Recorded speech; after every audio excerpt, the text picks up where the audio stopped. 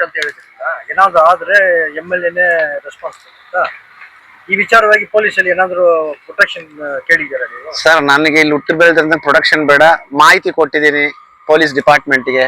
ಯಾಕೆ ಅಂತಂದ್ರೆ ನಾನು ಎಲ್ಲೋ ಬೇರೆಯಿಂದ ಹುಟ್ಟು ಬಂದಿರೋನಲ್ಲ.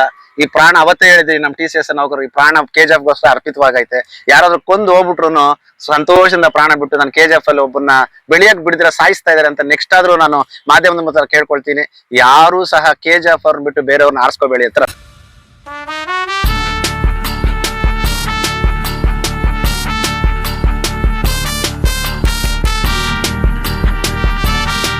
ಹೆಸರು ಹಾಕಿದ್ದಾರೆ ಕೆಳಗಡೆ. ಹೆಸರು ಬಂದ್ಬಿಟ್ಟು ಏನಪ್ಪ ಅದ್ರ ಹೆಸರು ಬರ್ದಿರೋದ್ರಲ್ಲಿ? ಒಂದು ಕಾಪಿ ಕೊಟ್ಬಿಡಿ. ನಮ್ದು ಸರ್ಕಾರಿ ಲಕ್ಷ್ಮಣ್ ಇದೆ ತಾನೆ? ಲಕ್ಷ್ಮಣ್ ನಾವು ಕೊಟ್ಟಿರೋದ್ರ ಅದ್ರಲ್ಲಿ ನೋಡಿ ರಾಮಕೃಷ್ಣನ್ ಏನಂತ ಹಾಕಿದ್ದಾರೆ. ಲಕ್ಷ್ಮಣ್ ಬಿನ್ ರಾಮಕೃಷ್ಣ. ಅದರಲ್ಲಿ ನಾನು ಇವಾಗ ಕೇಳಿದ್ದೀನಿ ನಮ್ಮ ವರಿಷ್ಠಾಧಿಕಾರಿಗಳನ್ನ, ನಮ್ಮ DYSP ಅವರ ಸಿಬ್ಬಂದಿ, ಅವ್ರು ಇರ್ಲಿಲ್ಲ, ಸಿಬ್ಬಂದಿಗೆ ಹೇಳಿದ್ರು ಸರ್ IG ಆಫೀಸ್ಗೆ ಹೋಗಿರೋದು ಇದು, ವಿಚಾರಣೆ ಮಾಡಬೇಕಲ್ಲ. ವಿಳಾಸ ಹಾಕಿಲ್ಲ, ಅದರಲ್ಲಿ KGF ಅಂತ ಹಾಕಿದ್ದಾರೆ. ನಾನೀಗ ಅವ್ರಿಗೆ ಹೇಳಿದ್ದೀನಿ, ನಿಮ್ ಹೇಳಿಕೆ ಕೊಟ್ಟನಂತ ನಾವ್ ಎನ್ಕ್ವೈರಿ ಮಾಡ್ತೀನಿ ಅಂತ ಹೇಳಿದ್ದಾರೆ. ನಾನು ಇಷ್ಟು ಯಾಕೆ ಹೇಳ್ತಾ ಇದ್ದೀನಿ ಅಂದ್ರೆ, ನಮ್ಮ ಶಾಸಕರು ಪತ್ರಿಕೆ ಕೊಟ್ರ ನಂತರ ಇವೆಲ್ಲ ಆಗ್ತಾರಂತ. ಬಹಳ ಸುಲಭ. ಸರ್ಕಾರಿ ನೌಕರರು ಅಂತಂದ್ರೆ KGF ತಾಲೂಕಲ್ಲಿ ಕೆಲಸ ಮಾಡಿರ್ತಕ್ಕಂಥ ಬಿಟ್ಟು ಬೇರೆಯವರು ಆಗ್ಲಿಕ್ಕಿಲ್ಲ.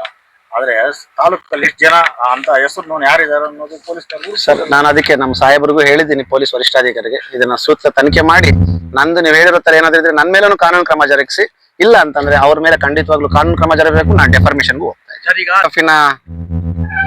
ಮಾಧ್ಯಮದ ಮಿತ್ರರಿಗೆ ಈ ನಿಮ್ಮ ರೈತ ಮಗನ ಮಾಡುವಂತಹ ನಮಸ್ಕಾರಗಳು.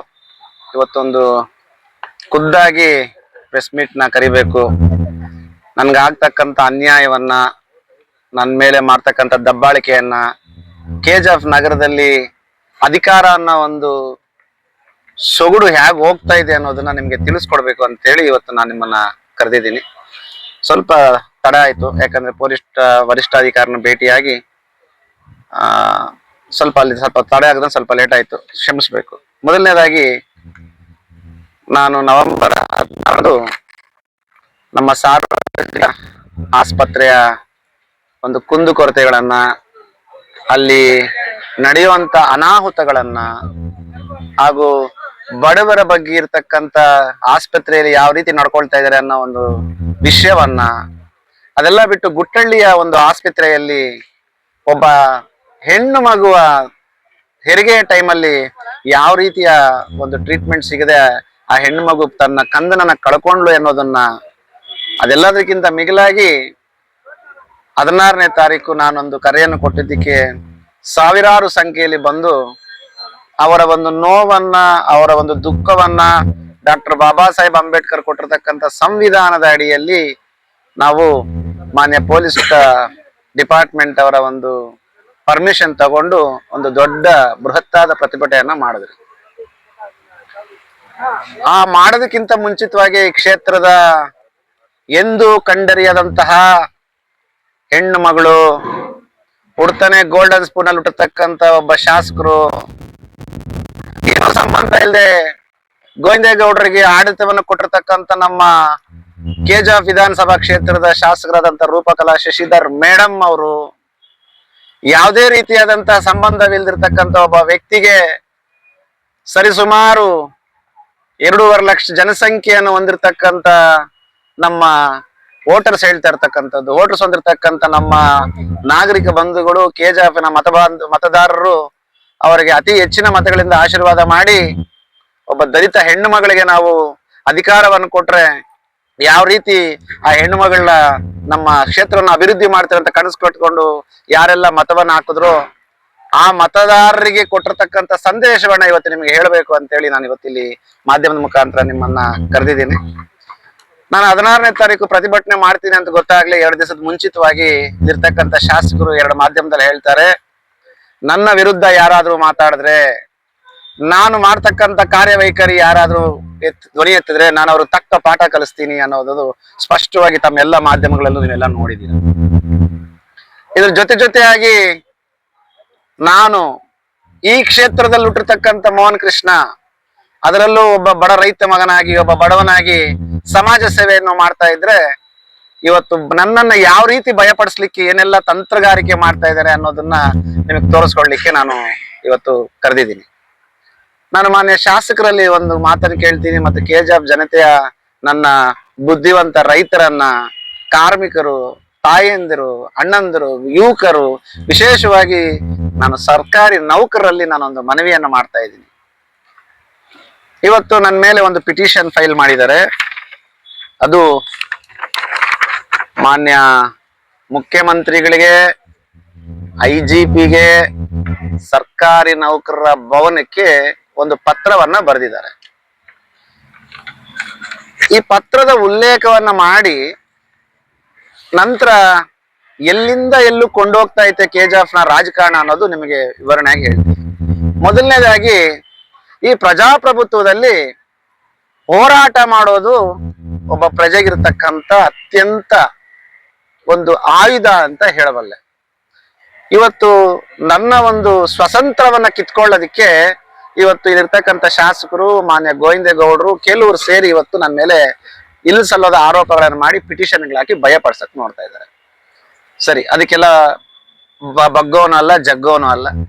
ನಾನಿವತ್ತು ನನ್ನ ಬುದ್ಧಿವಂತ ಮತದಾರರಿಗೆ, ಕೆಜಾಫ್ನ ಮಿತ್ರರಲ್ಲಿ ಒಂದು ಕ್ವಶನ್ ಅನ್ನು ಕೇಳ್ತೀನಿ, ಅಥವಾ ನನ್ನಲ್ಲಿರ್ತಕ್ಕಂಥ ಒಂದು ಆಲೋಚನೆಗಳಲ್ಲಿ ಅವ್ರಿಗೆ ಹೇಳ್ತೀನಿ. ಇವತ್ತು ನಾವೆಲ್ಲ ಕೇಳ್ಬೇಕಾಗಿರೋದು, ನಾನು ಸತ ಕೇಳ್ಬೇಕಾಗಿರೋದು ನಮ್ಮ ಶಾಸಕರನ್ನ, ಇವತ್ತು ಮೋಹನ್ ಕೃಷ್ಣನ್ ಮಟ್ಟ ಹಾಕೋದಿಕ್ಕೆ ಈ ರೀತಿ ಪಿಟಿಷನ್ಗಳು, ಸುಳ್ಳು ಪಿಟಿಷನ್ಗಳು ಹಾಕ್ಸ್ತಾ ಇದ್ದೀರಾ. ನೀವೇ ಹೇಳಿದೀರಾ ನನ್ನ ತಂಟೆಗೆ ಬಂದ್ರೆ ನಾನು ಬಿಡಲ್ಲ, ನಾನು ಬುದ್ಧಿ ಕಳಿಸ್ತೀನಿ ಅಂತ. ಸರಿ, ಇವತ್ತು ಸುಮಾರು 840 ವಾಟರ್ ಫಿಲ್ಟರ್ಗಳನ್ನ ಎಲ್ಲೋದ್ರೂ ಉದ್ಘಾಟನೆ ಮಾಡ್ತಾರೆ, ಟೇಪ್ ಕಟ್ ಮಾಡ್ತಾರೆ, ಒಂದು ದೊಡ್ಡ ಆಡಂಬರ ಮಾಡ್ತಾರೆ, ಬರ್ತಾ ಇದ್ದಾರೆ. ಆ 240 ಫಿಲ್ಟರ್ಗಳ ಒಂದು ಅವ್ಯವಹಾರ ಎಲ್ಲ ಆಚೆಗೆ ಬರುತ್ತೋ ಅಂತೇಳಿ ಇವತ್ತು ನಮ್ಮ ಸಮಾಜ ಸೇವಕರು, ಅಥವಾ ಈಗ ತಾನೇ ಹೇಳಿದ್ರು ಹ್ಯೂಮನ್ ರೈಟ್ಸ್ ಅಂತ, ಯಾರೆಲ್ಲ ಅವ್ರ ವಿರುದ್ಧ ಧ್ವನಿ ಎತ್ತಾರೋ ಅವ್ರ ಪರವಾಗಿ, ಅವರ ವಿರುದ್ಧವಾಗಿ ಸುಳ್ಳು ಕೇಸುಗಳನ್ನ ಮೊಕದ್ದಮೆ ಮಾಡ್ಲಿಕ್ಕೆ ಇವತ್ತೊಂದು ಸೃಷ್ಟಿಕರ್ತ ಅಂತ ಕೆಲಸ ನನ್ನಿಂದ, ಅಂದ್ರೆ ನನ್ನ ಮೇಲೆ ಮಾಡುತ್ತದ್ದು ಪ್ರಾರಂಭವಾಗೈತೆ ಅಂತ ನಾನು ನಿಮ್ಗೆಲ್ಲ ಹೇಳಲಿಕ್ಕೆ ಇಷ್ಟಪಡ್ತಾ ಇದ್ದೀನಿ. ಇವತ್ತು ಆ 240 ಫಿಲ್ಟರ್ ಅಲ್ಲಿ ಎಷ್ಟು ವರ್ಕಿಂಗ್ ಅಲ್ಲ ಐತೆ? ಆ 250 ಫಿಲ್ಟರ್ ಬರ್ತಕ್ಕಂಥ ನೀರು ಎಷ್ಟು ಜನ ಕುಡಿದು ನೆಮ್ಮದಿಯಿಂದ ಜೀವನ ಮಾಡ್ತೀವಿ? ಇವತ್ತು ಆ 250 ಫಿಲ್ಟರ್ಗಳು ಕೊಡ್ತಕ್ಕಂಥ ಒಂದು ಕಾಳಜಿ ಸರ್ಕಾರಿ ಆಸ್ಪತ್ರೆಗೆ ಯಾಕೆ ಕೊಡ್ತಾ ಇಲ್ಲ ಅಂದ್ರೆ, ನನ್ನ ಸಾರ್ವಜನಿಕರು, ಕೆಜಾಫ್ನ ಮತದಾರ ಬಂದ ಕೆಲವರು ಹೇಳೋ ಪ್ರಕಾರ ಒಂದು ವಾಟರ್ ಫಿಲ್ಟರ್ಗೆ 12 ಲಕ್ಷ ರೂಪಾಯಿ ತಗೊಳ್ತಾರೆ. ಈ 12 ಲಕ್ಷ ರೂಪಾಯಿಯಲ್ಲಿ ಕ್ವಾಲಿಟಿ ಅಂತ ಇದು ಏನು ಅಂತ ನೋಡಲ್ಲ. ನೀವೇ ಲೆಕ್ಕ ಆಗಿ 240 water filter multiplied by 12 lakh ಆದ್ರೆ ಎಷ್ಟು ಕೋಟಿಗಳಿಗೆ ಹೋಗುತ್ತೆ ಅಂತ ಲೆಕ್ಕ. ಆಮೇಲೆ ಎಷ್ಟು ಇದರಲ್ಲಿ ಕಾರ್ಯನಿರ್ವಹಣೆ ಮಾಡ್ತಾ ಐತೆ, ಎಷ್ಟು ಹದಗೆಟ್ಟೈತೆ, ಇದನ್ನು ಮಾತ್ರ ಯಾರು ಕೇಳಂಗಿಲ್ಲ. ಯಾರಾದ್ರೂ ಧ್ವನಿ ಎತ್ತಿದ್ರೆ ಈ ರೀತಿ ಭಯ ಇಡಿಸ್ತಾರೆ. ಅದೊಂದು. ಇವತ್ತು ಕೆಜಿಎಫ್ ನಗರ ಭಾಗಕ್ಕೆ ಸುಮಾರು 7-8 ವರ್ಷದಿಂದನೇ ಅಮೃತ್ ಯೋಜನೆಯಲ್ಲಿ 69 ಕೋಟಿಗಳಷ್ಟು ಮನೆ ಮನೆಗೂ ವಾರ್ಡ್ಗೂ ನೀರು ಕೊಡ್ಲಿಕ್ಕೆ 69 ಕೋಟಿಗಳಷ್ಟು ಬಿಡುಗಡೆ ಆಗೈತೆ ಅಂತ ಒಂದು ಮಾಹಿತಿ ಹೇಳುತ್ತೆ, ನನಗ್ ಬಂದಿರತಕ್ಕಂತ ಮಾಹಿತಿ ಪ್ರಕಾರ. ಇವತ್ತು 69 ಕೋಟಿ ಖರ್ಚಾಗ್ತಾ, ಅಥವಾ ಇಷ್ಟು ದಿನ ಆದ್ರೂ ನೀರ್ ಯಾಕೆ ಬಂದಿಲ್ಲ? ಬರೀ ಪೈಪ್ ಒಂದು ಹಾಕ್ಬಿಟ್ಟು, ಬರೀ ದೊಡ್ಡದಾದ ಒಂದು ಪೈಪ್ ಹಾಕ್ಬಿಟ್ಟು ದುಡ್ಡು ಖಾಲಿ ಆಯ್ತು ಅಂತೇಳಿ ಇಷ್ಟು ದಿವಸ ವೆಯ್ಟ್ ಮಾಡಿದ್ರೆ, ಇದ್ರ ಬಗ್ಗೆ ನಾವೇನಾದ್ರೂ ಮಾತಾಡಿದ್ರೆ ಪಿಟಿಷನ್ಗಳು ಹಾಕಿ ಭಯ ಇಡ್ಸಕ್ಕೆ ಮುಂದೆ ಹೋಗ್ತೀರಾ. ಏನಾಯ್ತು ದುಡ್ಡು? ಯಾಕೆ ನಗರ ಭಾಗದ ಜನರು ನಿಮ್ಗೆ ಓಟ್ ಹಾಕಿಲ್ವಾ? ಅಥವಾ ಗ್ರಾಮೀಣ ಭಾಗದ ಜನರು ನಿಮ್ಗೆ ಓಟ್ ಹಾಕಿಲ್ವಾ? ಏನ್ ಕೇಳಿದ್ರು, ಯಾವುದೇ ಒಬ್ಬ ಅಧಿಕಾರಿ ಬಂದು ಕೇಳಿದ್ರು ಗೋವಿಂದೇಗೌಡರ ಹತ್ರ ಹೋಗ್ಬೇಕು. ಮತ್ತೆ ಶ್ರೀರಾಮ್ ಪ್ರೊಪ್ರೈಟರು, ಡೈರೆಕ್ಟರ್ ಅಂತ ಕಂಪನಿ ಹೆಸರು ಶ್ರೀರಾಮ್ ಅನ್ನೋ ಒಂದು ಕಂಪನಿ ಗುತ್ತಿಗೆ ತಗೊಂಡ್ರದ್ದು 69 ಕೋಟಿದು. ಅವ್ರಿಗೂ ಮತ್ತೆ ಇವ್ರಿಗೆ ಏನ್ ಸಂಬಂಧ? ಯಾಕೆ? ನಾನು ಯಾವುದೇ ಒಂದು ಸಭೆ ಸಂದರ್ಭಗಳು ನಡಿಬೇಕಾದ್ರೆ ಪಕ್ಕಕ್ಕೆ ಹೋಗ್ತಾ ಹೋಗ್ತಾ ನಮ್ಮ ರೂಪ ಅವ್ರ ತಂಟೆಗೆ ಬಂದ್ರೆ ಬಿಡಲ್ಲ, ನಿಮ್ಮನ್ನ ಹೊಡಿತೀನಿ ಬಡಿತೀನಿ ಎಲ್ಲ ಹೇಳಿದ್ದಾರೆ. ನಾನು ಅದನ್ನ ಸೀರಿಯಸ್ ಆಗಿ ತಗೊಳ್ತಾ ಇರ್ಲಿಲ್ಲ. ಯಾಕೆ ತಗೊಳ್ತಾ ಇರಲ್ಲ? ಇಲ್ಲಿ ಹುಟ್ಟಿರ್ತಕ್ಕಂಥವ್ರು ನಮ್ಗೆ ಯಾಕೆ, ಇಲ್ಲಿ ಹುಟ್ಟಿ ಬೆಳೆದಿರೋಂಥವ್ರು ನನಗೆ ಯಾಕೆ ಭಯ ಅಂತ. ಬಟ್ ಇವಾಗ ಯಾವತ್ತು ಈ ಪಿಟಿಷನ್ಗಳು ಮತ್ತೆ ಸರ್ಕಾರಿ ನೌಕರರು ಅಂತ ಸುಳ್ಳು, ನಾನು ಎಲ್ಲ ಸರ್ಕಾರಿ ನೌಕರರು ಅಂತ ಹೇಳ್ತಾ ಇಲ್ಲ. ಯಾರು ಇವತ್ತು ಪಿಟಿಷನ್ ಹಾಕಿ ಯಾರಾದ್ರೂ ಪ್ರಾಣ ಹೋದ್ರೆ ಮೋಹನ್ ಕೃಷ್ಣನೇ ಹೊಣೆ ಅಂತಾರಲ್ಲ, ನಾನು ಇವತ್ತು ಮಾಧ್ಯಮದ ಮುಖಾಂತರ ಹೇಳ್ತಾ ಇದ್ದೀನಿ, ಮೋಹನ್ ಕೃಷ್ಣ ಪರವಾಗಿ ಯಾವ್ದಾದ್ರು ಸಾವಾಗೈತೆ ಅಂತ ಹೇಳಿದ್ರೆ ಪೊಲೀಸ್ ಇಲಾಖೆ ತನಿಖೆ ಮಾಡಿ ನನ್ನ ಪಾತ್ರ ಅದ್ರಲ್ಲಿ ಇರೈತೆ ಅಂತಂದ್ರೆ ನನ್ನ ವಿರುದ್ಧ ಕಾನೂನು ಕ್ರಮ ಜರುಗಿಸ್ಬೋದು. ಅದೇ ರೀತಿ ಇವಾಗ ನಮ್ಮ ಶಾಸಕರಾದಂಥವ್ರು ಹೇಳಿದ್ದಾರೆ, ನನ್ನ ವಿರುದ್ಧ ಯಾರಾದ್ರೂ ಮಾತಾಡಿದ್ರೆ ಅವ್ರನ್ನ ಸುಮ್ಮನೆ ಬಿಡಲ್ಲ, ಪಾಠ ಕಲಿಸ್ತೀನಿ ಅಂತ. ಬಟ್ ಅದಾದ ನಂತರ ಕೆಲವ್ರು ನನ್ನ ಹತ್ರ ಬಂದು ಬೇನಾಮಿ ವ್ಯಕ್ತಿಗಳು ನಿನ್ನ ಕೊಲ್ಲುತ್ತೀನಿ, ಬೆದರಿಸ್ತೀನಿ, ನಮ್ಮ MLA ತಂಟೆಗೆ ಹೋಗ್ಬಾರ್ದು ಅಂತ ಹೇಳಿದ್ದಾರೆ. ಅದರ ಪರವಾಗಿ ನಾನು ಇವತ್ತು ನಮ್ಮ ಮಾನ್ಯ ಪೊಲೀಸ್ ವರಿಷ್ಠಾಧಿಕಾರಿಗಳನ್ನ ಭೇಟಿ ಮಾಡಿ ಅವ್ರಿಗೂ ಸಹ ನನಗೆ ಪ್ರಾಣ ಬೆದರಿಕೆ ಆಯ್ತೆ, ಅದು ನೇರವಾಗಿ ರೂಪಕಲಾ ಶಶಿಧರ್ ಶಾಸಕರು ಹಾಗೂ ಗೋವಿಂದಗೌಡರು ಅನ್ನೋದನ್ನೇ ಹೇಳ್ತಾ, ಮತ್ತೆ ಅಲ್ಲಿ ಬಂದಿರತಕ್ಕಂಥದ್ದೆಲ್ಲ ಸುಳ್ಳಿನ ಮಾಹಿತಿ ಅಂತ ಹೇಳ್ತಾ ಅವ್ರಿಗೂ ವಿವರಣೆ ನೀಡಿ ಪೊಲೀಸ್ ವರಿಷ್ಠಾಧಿಕಾರಿಗಳು ಬಹಳ ಒಂದು ಒಳ್ಳೆ ರೀತಿಯಲ್ಲಿ ನಮಗೂ ಸ್ಪಂದನೆ ಮಾಡಿದ್ದಾರೆ. ಪ್ರಜಾಪ್ರಭುತ್ವದಲ್ಲಿ ನಿಮ್ಗೆ ಏನ್ ರಕ್ಷಣೆ ಬೇಕೋ ಕೊಡ್ತೀರಿ, ನೀವು ಯಾವುದೇ ರೀತಿಯಾದಂತ ಕಾನೂನು ಕೈಗೆತ್ತಿದ್ರೆ ನೀವು ಯಾವ ಕೆಲಸ ಮಾಡ್ತೀರೋ ಅದಕ್ಕೆ ನಾವು ಸಕಾರಾತ್ಮಕವಾಗಿ ಸ್ಪಂದಿಸ್ತೀರಿ ಅಂತ ಹೇಳಿದ್ದಾರೆ. ನಾನು ನಮ್ಮ ಮಾಧ್ಯಮದ ಮುಖಾಂತರ ಹೇಳ್ತಾ ಇದ್ದೀನಿ, ಮೋಹನ್ ಕೃಷ್ಣನಿಗೆ ಏನಾದ್ರು ಆದ್ರೆ, ಮೋಹನ್ ಕೃಷ್ಣ ಪ್ರಾಣಕ್ಕೆ ಏನಾದ್ರು ಆದ್ರೆ, ಮೋಹನ್ ಕೃಷ್ಣ ಬೆಂಬಲಿಗರ ಪ್ರಾಣಕ್ಕೆ ಏನಾದ್ರು ಆದ್ರೆ ಇದರ ನೇರ ಹೊಣೆ ಇವತ್ತಿನ ಮೀಡಿಯಾ ಸ್ಟೇಟ್ಮೆಂಟ್ಸ್ ಅಲ್ಲಿ ಏನ್ ಕೊಟ್ಟಿದ್ದಾರೆ, ನಾನು ಮುಂದಿನ ದಿನಗಳಲ್ಲಿ ನಾನು ಅವ್ರ ಪಾಠ ಕಲಿಸ್ತೀನಿ ಅಂತ ನೇರ ಹೊಣೆ ಈ ಕ್ಷೇತ್ರದ ಶಾಸಕರು ಮತ್ತೆ ಸಚಿವರ ಪ್ರಭಾವಿ ಪುತ್ರಿ ಅಂತ ಹೇಳ್ಬೋದು, ಮತ್ತೆ ಸೂಪರ್ MLA ಅವರ ಫ್ರೆಂಡ್ ಇರ್ಬೋದು, ಅಥವಾ ಅವರ ಏನಂತಾರೆ ತಂದೆ ಸಮಾನರಾಗಿರ್ಬೋದು, ಅಥವಾ ಯಾವುದೋ ಒಂದು ಸಂಬಂಧದ ಅಂತ ಇರತಕ್ಕಂತ ಗೋವಿಂದೇಗೌಡರು ಕೂಡ ಇದಕ್ಕೆ ನೇರ ಹೊಣೆ ಅಂತ ಹೇಳ್ತಾ ಇದ್ದೀನಿ. ಯಾಕೆ ಈ ಮಾತು ಹೇಳ್ತಾ ಇದ್ದೀನಿ ಅಂತಂದ್ರೆ, ನನ್ನ ವೈಯಕ್ತಿಕ ಜೀವನದ ಬಗ್ಗೆ ಕೂಡ ಪಿಟಿಷನ್ ಬರ್ದಿದ್ದಾರೆ. ನನ್ನ ವೈಯಕ್ತಿಕವಾಗಿ ನಾನು ಬಹಳ ಕ್ಲಿಯರ್ ಇದ್ದೀನಿ, ನನ್ನ ವೈಯಕ್ತಿಕ ಜೀವನದಲ್ಲಿ ನಾನು ಬಹಳ ಕ್ಲಿಯರ್ ಆಗಿದ್ದೀನಿ. ಮತ್ತೆ ಹೇಳ್ತೀನಿ, ನನ್ನ ವೈಯಕ್ತಿಕ ಜೀವನದಲ್ಲಿ ನಾನು ಬಹಳ ಕ್ಲಿಯರ್ ಆಗಿದ್ದೀನಿ. ಎಲ್ಲರ ಮನೆಯಲ್ಲೂ ಸಾವು ನೋವು ಆಗೋದುಂಟು, ನನ್ನಲ್ಲೂ ಸಾವು ಆಗೈತೆ. ಬಟ್ ಸಾವು ಆಗಿದ್ರು ಸಹ ಅನೈತಿಕ ಚಟುವಟಿಕೆಗಳಿಗೆ ಹೋಗಿ ಬೇರೆಯವ್ರ ತಡ ಈ ಕಾನ್ಸ್ಟಿಟ್ಯೂನ್ಸಿಯಲ್ಲಿ ಅವ್ರ ತರ ಹೆಸರು ತಗೊಳ್ತಾ ಇಲ್ಲ. ನಾನು ಬಹಳ ಸ್ಪಷ್ಟವಾಗಿ ದೇವ್ರ ನಂಬಿದ್ದೀನಿ. ಈ ಪಿಟಿಷನ್ ನ ಹಿಂದೆ ಯಾರಿದ್ದಾರೆ, ಈ ಪಿಟಿಷನ್ ಯಾರು ಬರೆದ್ರು, ನನ್ನ ವಿರುದ್ಧ ಯಾರು ಕೊಲೆ ಸಂಚು ನಡೆಸ್ತಾ ಇದ್ದಾರೆ, ಅಥವಾ ನಾನು ಮುಗಿಸ್ಬೇಕು ಅಂತ ಯಾರಿದ್ದಾರೆ, ಅವ್ರಿಗೆಲ್ಲ ದೇವರು ಅತಿ ಶೀಘ್ರದಲ್ಲೇ ಪಾಠ ಕಳಿಸ್ತಾನೆ. ನಾನು ಮಾಡ್ತಾ ಇರ್ತಕ್ಕಂಥ ಹೋರಾಟ, ನಾನು ಇವತ್ತು 8 ವರ್ಷದಿಂದ ಮಾಡ್ತಕ್ಕಂಥ ಸಮಾಜ ಸೇವೆ ಮುಂದಿನ ದಿನಗಳಲ್ಲಿ ನನ್ನ KJF ಜನತೆಗೆ ಒಳ್ಳೇದಾಗಬೇಕು. ನನ್ನ KJF ಜನತೆ ಡಾಕ್ಟರ್ ಬಾಬಾ ಸಾಹೇಬರ್ ಕಂಡಿರತ ಕನಸನ್ನ ನಾವು ನಿನ್ಸ್ ಮಾಡಬೇಕು ಅಂತ ಒಂದು ವಿಷಯ ಇಟ್ಕೊಂಡು ಇವತ್ತು ಮಾಡ್ತಾ ಇದ್ದೀನಿ. ಮತ್ತೊಂದು ಹೇಳಿದ್ದಾರೆ, ನಾನು ಅನೈತಿಕ ರೀತಿಯಲ್ಲಿ ಹಣ ಸಂಪಾದನೆ ಮಾಡ್ತಾ ಇದ್ದೀನಿ ಅಂತ. ನಾನು ಇಷ್ಟೇ ಹೇಳೋದು, ನಾನು ತಪ್ಪು ಮಾಡಿದ್ರೆ ಭಗವಂತ ನನಗೆ ಪನಿಷ್ಮೆಂಟ್ ಕೊಡ್ಲಿ, ನನ್ನ ವಿರುದ್ಧ ಷಡ್ಯಂತ್ರ ಮಾಡಿ ಕೊಲೆ ಸಂಚು ಅಥವಾ ನನ್ನ ಮಟ್ಟ ಹಾಕ್ಬೇಕಂತ ಯಾರಿದ್ದಾರೆ ಅವ್ರಿಗೊಂದು ಶಿಕ್ಷೆ ಕೊಡ್ಲಿ ಅಂತ ಕೇಳ್ಕೊಳ್ತಾ, ಇವತ್ತು ಬಹಳ ನೋವಿಂದ ಇವತ್ತು ಈ ಪತ್ರಿಕೆ ಮಾಧ್ಯಮ ಕರ್ತೀನಿ. 8 ವರ್ಷಗಳ ಕಾಲ ಯಾವತ್ತಿರ್ಲಿಲ್ಲ, ಮೊದಲನೇ ಪ್ರತಿಭಟನೆ ಅಂತ ನಾನು ನಂಬ್ಕೊಂಡಾಗ ಇವತ್ತು ಇಷ್ಟೆಲ್ಲ ನರಕ ತೋರಿಸ್ತಾ ಇದಾರೆ. ನಾನು ಇದಕ್ಕೆ ಭಯ ಪಡಲ್ಲ. ಎಷ್ಟು ನೀವು ಜಾಸ್ತಿ ಮಾಡ್ತಿರೋ ಅಷ್ಟು ನಾನು ಇನ್ನೂ ಜಾಸ್ತಿ ಆಗ್ತಾ ಇರ್ತೀನಿ. ನೀವೆಷ್ಟು ನನ್ನ ಟಾರ್ಗೆಟ್ ಮಾಡ್ತಿರೋ ಇನ್ನು ಅಷ್ಟು ಮಾಡ್ತೀನಿ. ಇವತ್ತು ನಾನು ಸರ್ಕಾರಿ ನೌಕರಲ್ಲಿ ಮನವಿ ಮಾಡ್ತಾ ಇದ್ದೀನಿ, ಸರ್ ನನಗೆ ಯಾವುದೇ ರೀತಿಯ ನಿಮ್ಮ ಮೇಲೆ ಅಸೂಯೆ ಅಥವಾ ನಿಮ್ಮ ಮೇಲೆ ದಬ್ಬಾಳಿಕೆ ಮಾಡಬೇಕು ಅಥವಾ ನಿಮ್ಮನ್ನ ಇನ್ನೊಂದು ಹೇಳಿದಾರೆ ಲೋಕಾಯುಕ್ತಗೆಲ್ಲ ಬರ್ದಿದ್ದಾರೆ ಅಂತ. ನಾನು ಇವತ್ತಿಗೂ ಲೋಕಾಯುಕ್ತಕ್ಕೆ ಒಂದು ಪತ್ರ ಬರ್ದಿಲ್ಲ, ಇನ್ ಮೇಲೆ ಬರಿತೀನಿ. ಇವತ್ತು ನಾನು ಲೋಕಾಯುಕ್ತಕ್ಕೆ ಬರ್ದಿಲ್ಲ, ಇನ್ ಮೇಲೆ ಬರಿತೀನಿ. ಸೊ ನಾನೆಲ್ಲಾನು ರಿಕ್ವೆಸ್ಟ್ ಮಾಡಿ ಕೈ ಎತ್ತಿ ಕೇಳ್ಕೊಳ್ತೀನಿ ಸರ್ಕಾರಿ ನೌಕರನ್ನ, ಅಣ್ಣ ಅಕ್ಕ ನೀವಂದ್ರೆ ಬಹಳ ಗೌರವ, ನಾನು ನಿಮ್ ವಿರುದ್ಧ ಯಾವತ್ತೂ ಮಾತಾಡಿಲ್ಲ. 8 ವರ್ಷದ ಪ್ರೀತಿ ಪ್ರೇಮ ನನ್ನ ಮೇಲೆ ಹಂಚಿಕೊಂಡಿದ್ದೀರಾ. ಒಬ್ಬ ಬಡವನಾಗಿ ನನ್ನ ಸೇವೆ ನೋಡಿ ನನಗೆ ಆಶೀರ್ವಾದ ಮಾಡ್ತಾ ಇದ್ದೀರಾ. ಕೆಲವರು ಈ ರೀತಿ ಮಾಡ್ತಿದ್ದಾರೆ. ನಾನು ಬಹಳ ನೋವಿಂದ ನಿಮ್ಮಲ್ಲಿ ಕೇಳ್ಕೊಳ್ತಾ ಇದ್ದೀನಿ, ಈ ಮೋಹನ್ ಕೃಷ್ಣ ತಪ್ಪು ಮಾಡಿದ್ರೆ ಕ್ಷಮಿಸಿ. ಈ ಮೋಹನ್ ಕೃಷ್ಣ ತಪ್ಪು ಮಾಡಿ ಏನೋ ಗೊತ್ತಿದ್ರೆ ಮಾಡಿದ್ರೆ ದಾರಿ ತೋರಿಸಿ. ಆದ್ರೆ ಪ್ರಾಣಗಳು ಹೋಗುವಂತ ಟೈಮಲ್ಲಿ ಕೂಡ ನಾನು ನೋಡ್ಕೊಂಡು ಸುಮ್ಮನೆ ಇರು ಅಂತಂದ್ರೆ ಮಾನ್ಯ ರೂಪಕಲಾ ಶಶಿಧರ್ ಅವ್ರಿಗೂ ನನಗೂ ಯಾವುದೇ ರೀತಿಯಾದಂತ ವ್ಯತ್ಯಾಸ ಇರಲ್ಲ. ಜನ ನನ್ನ ಒಂದ್ ದಿವಸ ನಾನು ಸಮಾಜ ಸೇವಕ ಅಂತ ಹೋದ್ರೆ ನನ್ನ ಹೊಡಿತಾರೆ. ಆದ್ರಿಂದ ಪ್ರಾಣ ಹೋಗೋ ಟೈಮಲ್ಲಿ ನಾನು ಅದನ್ನ ನೋಡ್ಕೊಂಡಿರಲ್ಲ. ಲಂಚ ತಗೊಳ್ಳೋ ಟೈಮಲ್ಲಿ ಇನ್ನ ಲಂಚಕ್ಕೆ ಹೋಗಿಲ್ಲ ನಾನು. ಅವರೇ ಹೇಳಿದ್ದಾರೆ ಲೋಕಾಯುಕ್ತಕ್ಕೆ ಬರೆದ್ಬಿಟ್ಟು ಬೆದರಿಕೆ ಮಾಡಿ ವಸೂಲಿ ಮಾಡ್ತೀನಿ ಅಂತ. ಇನ್ನು ಮುಂದಕ್ಕೆ ಕಾನೂನು ಪ್ರಕಾರನೇ ಈ ಒಂದು ಲಂಚ ಅನ್ನೋದಕ್ಕೂ ನಾನು ಮುಂದಕ್ಕೆ ಹೋಗ್ತೀನಿ. ನಾನು ಬಹಳ ಸ್ಪಷ್ಟವಾಗಿ ಬಹಳ ಅಚ್ಚುಕಟ್ಟಾಗಿ ನಾನು ನನ್ನ ಒಂದು ಸಮಾಜ ಸೇವೆ ಮತ್ತೆ ನನ್ನ ಹೋರಾಟವನ್ನು ಮಾಡ್ತಾ ಇದ್ದೀನಿ. ಒಂದು ಒಳ್ಳೆಯ ಖುಷಿ ಹಂಚ್ಕೊಳ್ಳೇಬೇಕಾಗತ್ತೆ. ಮೋಹನ್ ಕೃಷ್ಣ ಒಂದು ಹೋರಾಟಕ್ಕೆ ಇಷ್ಟು ಬೆದರ್ತಾ ಇದ್ರೆ ಇನ್ನು ಪ್ರತಿದಿನ ಹೋರಾಟಗಳಾಗ್ತಾ ಇದ್ರೆ ಇನ್ನೆಷ್ಟು ಬೆದರ್ಬೋದು ಅಂತ ನಾನು ಬಹಳ ಖುಷಿಯಿಂದ ಅನ್ಕೊಳ್ತಾ ಇದ್ದೀನಿ. ಬಹುಶಃ ಮಾನ್ಯ ಮುಖ್ಯಮಂತ್ರಿಗಳು ಮೋಹನ್ ಕೃಷ್ಣ ಹೆಸರು ಗೊತ್ತಿಲ್ದಿರ್ಬೋದು. ಪಾಪ ಮುಖ್ಯಮಂತ್ರಿಗಳು ಮೋಹನ್ ಕೃಷ್ಣ ಹೆಸರು ಮುಟ್ಟಿಸಿದ್ದಾರೆ. IG ಸಾಹೇಬರು ನನ್ನ ಹೆಸರು ಗೊತ್ತಿದ್ರೆ ಇರ್ಬೋದು, IG ಅವರು ನನ್ನ ಹೆಸರು ಮುಟ್ಟಿಸಿದ್ದಾರೆ. ಸರ್ಕಾರಿ ನೌಕರರ ಭವನದಲ್ಲಿ ಮೋಹನ್ ಕೃಷ್ಣ ಯಾರಂತ ಗೊತ್ತಿದ್ರೆ ಇರ್ಬೋದು. ಇವತ್ತು ಸರ್ಕಾರಿ ನೌಕರರ ಭವನದಲ್ಲಿ ಮೋಹನ್ ಕೃಷ್ಣ ಹೆಸರು ಬೆಳೆಸಿದ್ದಾರೆ. ನಾನು ಅವರಿಗೆ ನನ್ನ ಹೆಸರು ಬೆಳಗ್ಸಿದ್ದಕ್ಕೆ ನನ್ನ ಮೇಲೆ ಅಪಪ್ರಚಾರ ಮಾಡಿದ್ರು ಅದನ್ನ ಕೀರ್ತಿಗೆ ತಂತು. ಅದೇನೋ ಹೇಳ್ತಾರಲ್ಲ, ಆಪೋಸಿಟ್ ಅವ್ರು ಚಡ್ಡದ್ ಸೇಸ್ತೆ ಕೂಡ ಮನಕ್ ಮಂಚದೇ ಐತಿ ಮಂಚೋಳು ಅಂತ. ಸೊ ಆ ಒಂದು ನಿಟ್ಟಿನಲ್ಲಿ ಅವ್ರು ಕೆಟ್ಟದ್ ಮಾಡೋದು ನನ್ಗೆ ಒಳ್ಳೇದಾಗೈತೆ. ಬಟ್ ನನ್ನ ಪ್ರಾಣಕ್ಕೆ, ನನ್ನ ಜೊತೆಲಿರ್ತಕ್ಕಂಥವ್ರಿಗೆ, ನನ್ನ ಹೋರಾಟಗಳಿಗೆ ಯಾರೆಲ್ಲ ಅಡ್ಡಿ ಬರ್ತಾರೋ ಅವ್ರ ವಿರುದ್ಧ ನಾನು ಕಾನೂನು ಕ್ರಮ ತಗೊಳ್ತೀನಿ. ನನ್ನ ಪ್ರಾಣಕ್ಕೆ ಏನಾದ್ರು ಆದ್ರೆ ನೇರ ಹೊಣೆ ರೂಪಕಲಾ ಶಶಿಧರ್ ಮತ್ತೆ ಗೋವಿಂದಗೌಡ್ರು ಅಂತ ಈ ಮುಖಾಂತರ ನಿಮ್ಗೆ ತಿಳಿಸ್ಕೊಡ್ತೀನಿ. ಕಂಪ್ಲೇಂಟ್ ಮಾಡಿದವ್ರು ಯಾರು ಡೈರೆಕ್ಟ್ ಆಗಿ ಕಂಪ್ಲೇಂಟ್ ಕೊಟ್ಟಿದ್ದಾರಾ? ಹೆಸರು ಹಾಕಿ ತಗೊಳ್ರಿ. ದೂರುದಾರರು ಶಾಸಕರೇನ? ಯಾರು ದೂರುದಾರರು ನಿಮ್ಮ ವಿರುದ್ಧವಾಗಿ ಕೊಡಿ, ಇದಲ್ವಾ? ಇದೆ ಕೊಟ್ಟೆ. ಯಾರು ಸರ್ ಹೌದೌದು, ಮೂಕರ್ಜಿಯಲ್ಲಿ ಸರ್ಕಾರಿ ನೌಕರರ ನೊಂದ ಸರ್ಕಾರಿ ನೌಕರರು ಅಂತ ಹಾಕಿದ್ದಾರೆ. ಅದರಲ್ಲಿ ಬರ್ದಿರತಕ್ಕಂತ ಒಂದು ಇದ್ರಲ್ಲೂ ನಮ್ಮ ಸರ್ಕಾರಿ ನೌಕರಿಗೆ ಯಾರಾದ್ರೂ ತೀರ್ಪು ಆತ್ಮಹತ್ಯೆ ಮಾಡ್ಕೊಂಡ್ರೆ ಮೋಹನ್ ಕೃಷ್ಣನೇ ಅಂತ ಇದ್ದಾರೆ.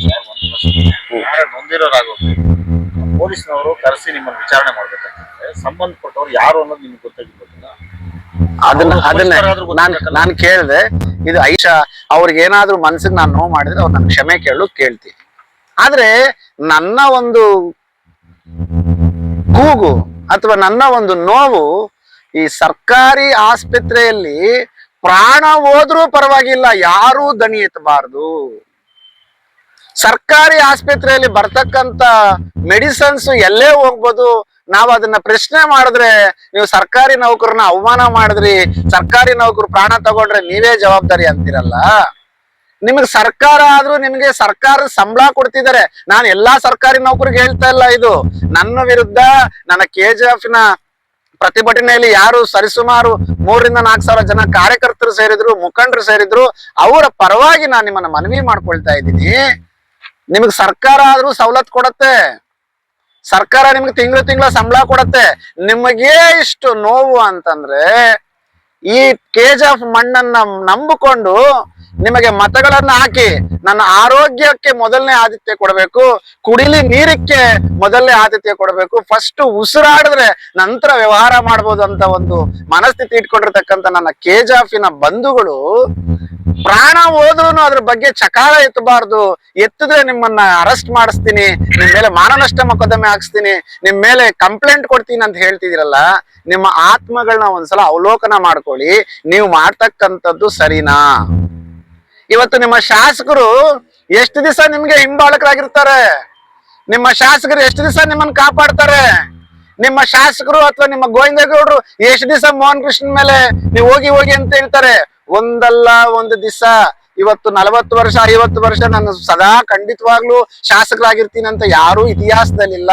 ಒಂದಲ್ಲ ಒಂದಿನ ಭಗವಂತ ನೋಡ್ತಿದ್ದಾನೆ, ಭಗವಂತ ನಿಮ್ಗೆ ತಕ್ಕ ಪಾಠವನ್ನ ಕೊಡ್ತಾನೆ ಅನ್ನೋದನ್ನ ನಾನ್ ನಿಮ್ಗೆ ಹೇಳಕ್ ಇಷ್ಟಪಡ್ತಾ ಇದ್ದೀನಿ.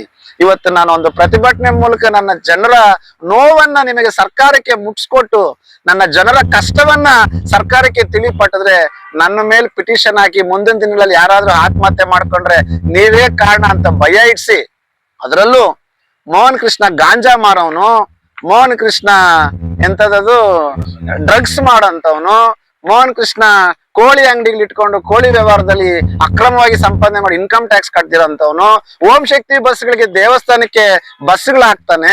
ಆ ಬಸ್ಗಳು ಹಾಕುವಾಗ ಸವರ್ಣೀಯರು ಮತ್ತೆ ದಲಿತರು ಅಂತೇಳಿ ವಿಷಬೀಜ ಬಿತ್ತುತ್ತಾ ಇದ್ದಾನೆ. ಗಣೇಶ ಹಬ್ಬಕ್ಕೆ ತುಂಬಾ ಜನ ಹುಡುಗರನ್ನ ಸೇರಿಸ್ಕೊಂಡು ತಾನು ಮಾಡತಕ್ಕಂತ ಅಕ್ರಮ ಆಸ್ತಿಯಿಂದ ಹುಡುಗರನ್ನ ಹಾಳು ಮಾಡಿ ಗಾಂಜಾ ಕೊಡ್ತಿದ್ದಾನೆ. ಅದೆಲ್ಲ ಬಿಟ್ಟು ಯುವಕರು ಜಾಸ್ತಿ ಜನ ಇದ್ದಾರೆ ಇವ್ರ ಜೊತೆ. ಯಾಕಿದಾರೆ ಅಂತಂದ್ರೆ ಮಾದಕ ವಸ್ತು ಅಂತ ಹಿಡ್ಗೋದ್ರಿಂದ ಯುವಕರು ಜಾಸ್ತಿ ಇದ್ದಾರೆ ಅಂತ ನನ್ನ ಕಂಪ್ಲೇಂಟ್ ಕೊಟ್ಟು ಪಿಟಿಷನ್ ಕೊಟ್ಟು ನನ್ನ ಎದುರಿಸ್ಬೇಕು ಅಂತಿದ್ದೀರಲ್ಲ. ನಾನು ಇವತ್ತು ನಿಮ್ಗೆ ಎಳೆಯಾಗಿ ಹೇಳ್ಬೇಕಾಗತ್ತಂದ್ರೆ ನನ್ನ ಕಣ್ಣಲ್ಲಿ ನೀರು ಬರ್ತದೆ.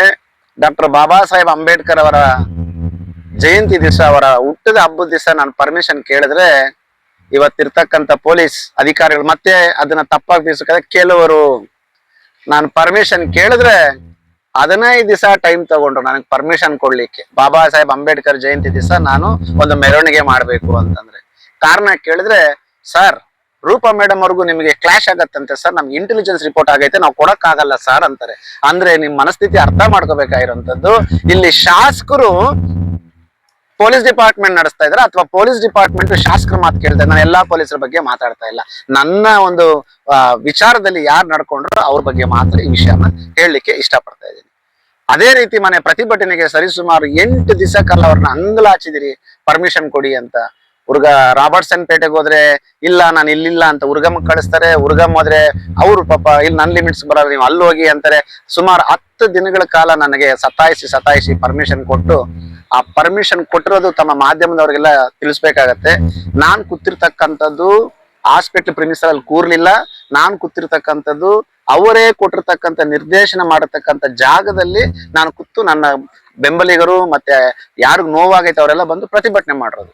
ಇವತ್ತು ನಾನೊಂದು ಫೇಸ್ಬುಕ್ ಅಲ್ಲಿ ನಂದು ಲೈವ್ ಹೋಗಿದ್ರೆ ಅದನ್ನ ಲಿಂಕ್ ಮಾಡಿ ಒಬ್ಬ ಅಧಿಕಾರಿಗೆ ಏಕವಚನವನ್ನ ಪ್ರಯೋಗಿಸಿದ್ದಾರೆ, ಒಬ್ಬ ಅಧಿಕಾರಿನ ಬೈದಿದ್ದಾರೆ, ಇವ್ರ ವಿರುದ್ಧ ಕಾನೂನು ಕ್ರಮ ಜರುಗಿಸ್ಬೇಕು ಅಂತ ಎಲ್ಲಾರು ಮಾತಾಡ್ತಾರೆ.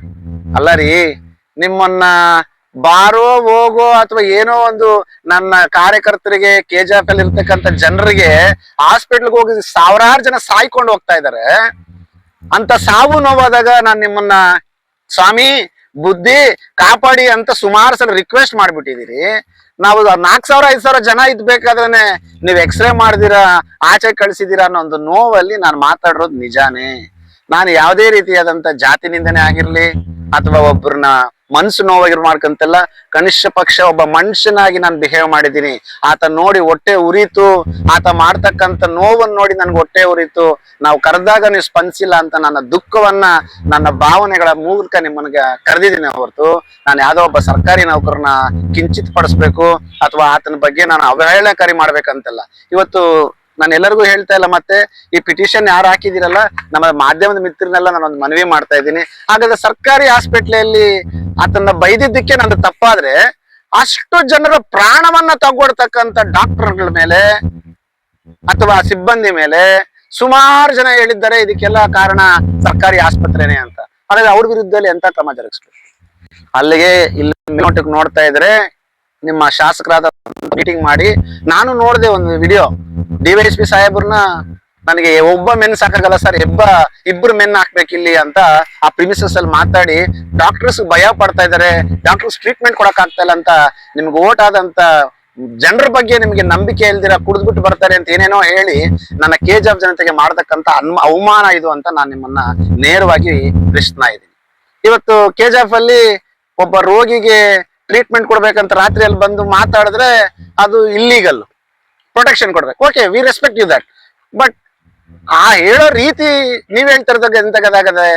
ಸೊ ನಾನು ಇದೆಲ್ಲ ಏನ್ ಕೇಳ್ತಾ ಇದ್ದೀನಿ ಅಂತಂದ್ರೆ, ಇವತ್ತು KJF ನಲ್ಲಿ ಒಬ್ರು ಯಾರಾದ್ರೂ ಧ್ವನಿ ಎತ್ತಬೇಕು ಅಂತಂದ್ರೆ ಇವತ್ತು ಆ ಧ್ವನಿನ ಮಟ್ಟ ಹಾಕೋದಿಕ್ಕೆ ಈ ತರ ಷಡ್ಯಂತ್ರಗಳು ಮಾಡ್ಕೊಂಡು ಯಾರು ಈ ಸರ್ಕಾರಿ ನೌಕರರ ಸಂಘದ ಅವರಂತ ನನ್ನ ಮೇಲೆ ಪಿಟಿಷನ್ ಹಾಕಿದ್ದಾರೆ.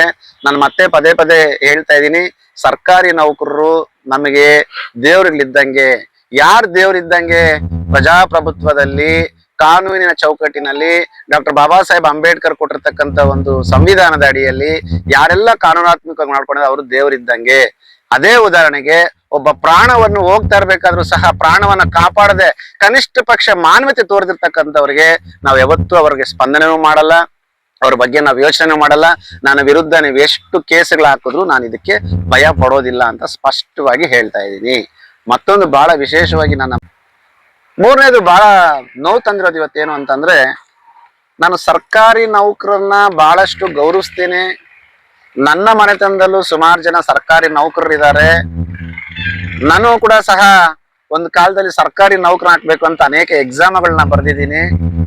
ಆದ್ರೆ ಇವತ್ತು ಸರ್ಕಾರಿ ನೌಕರ ಒಂದು ಹೆಸರಲ್ಲಿ ಪಿಟಿಷನ್ ಹಾಕಿ ಸರ್ಕಾರಿ ನೌಕರ ಮೇಲೆ ದಬ್ಬಾಳಿಕೆ ಮಾಡ್ತಿದ್ದಾರೆ. ಹಾಸ್ಪಿಟ್ಲು ಪ್ರತಿಭಟನೆ ಮೇಲೆ ಸರ್ಕಾರಿ ನೌಕರನ್ನ ಬೈದಿದ್ದಾರೆ, ಜಾತಿ ನಿಂದನೆ ಮಾಡಿದ್ದಾರೆ. ಸ್ವಾಮಿ, ನಾನು ಎಲ್ಲೂ ಇಲ್ಲ, ಎಲ್ಲಾ ಕಡೆ ರೆಕಾರ್ಡ್ ಆಗೈತೆ, ನಾನು ಎಲ್ಲೂ ಜಾತಿ ನಿಂದನೆ ಮಾಡಿಲ್ಲ. ಮತ್ತ ಅದೆಲ್ಲ ಬಿಟ್ಬಿಟ್ಟು ನಾನು ಶಾಸಕರಿಗೆ ಮತ್ತೆ ನಾನು ಎಲ್ಲಾ ಸರ್ಕಾರಿ ನೌಕರರು ಅಂತಲ್ಲ, ಸರ್ಕಾರಿ ನೌಕರನ ಸರಿಯಾದ ಸರ್ಕಾರಿ ನೌಕರರು ನಮ್ಮ ಡಾಕ್ಟರ್ ಬಾಬಾ ಸಾಹೇಬ್ ಅಂಬೇಡ್ಕರ್ ಕೊಟ್ಟಿರ್ತಕ್ಕಂಥ ಸಂವಿಧಾನ ಅಡಿಯಲ್ಲಿ ನಮ್ಮ